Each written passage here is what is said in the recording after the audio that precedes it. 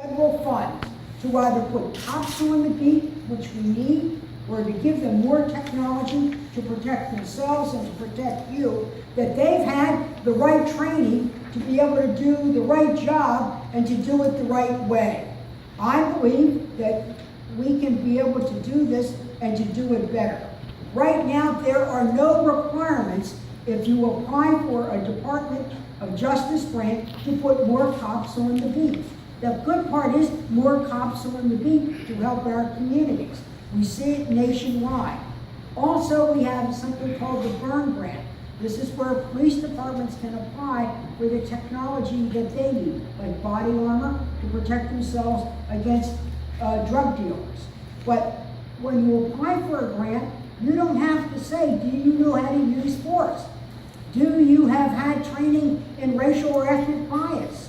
Do you have training on how to deal with conflict, whether it's an emergency situation at a corner or a large demonstration, so that the very response to conflict doesn't create more conflict?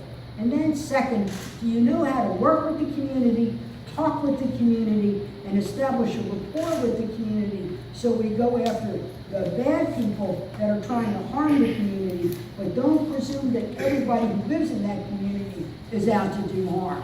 There should not be a presumption of guilt. There should not be a presumption based on race or ethnicity. Right now, also, there is no mandate for the reporting of lethal force. There is no mandate right now where if a police officer has been killed in the line of duty, to report it. Or if a police officer kills a civilian, ostensibly in the line of duty, there is no reporting. We don't know the extent of what goes on in police-civilian interaction that results in death. There is no data. We don't know if it's 100 people. We don't know if it's 1,000 people. We don't know if it's geographically focused or is it across the board. The Justice Department simply doesn't know, and therefore how can it intervene in both training, whether we need new training, whether we need new laws, we certainly need new methods.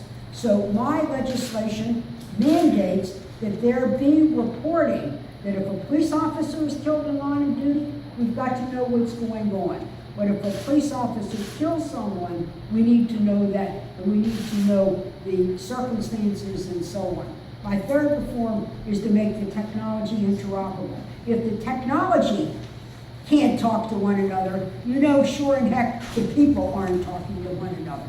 So to repeat and encapsulate, I have 3 reforms that I'm proposing, and I put it in the Justice Department money bill.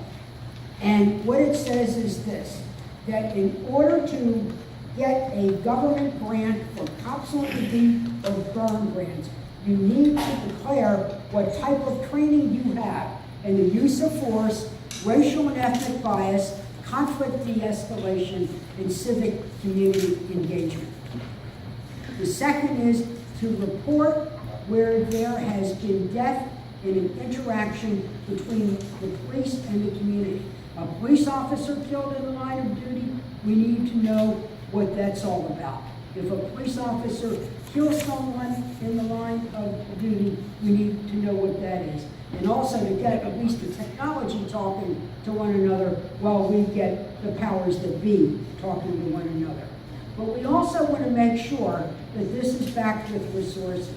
Right now, we need to restore that trust gap by ensuring that we know what happens at the scene of these incidents. So in order to do that, what I have done is to put more money in the federal checkbook for body cameras.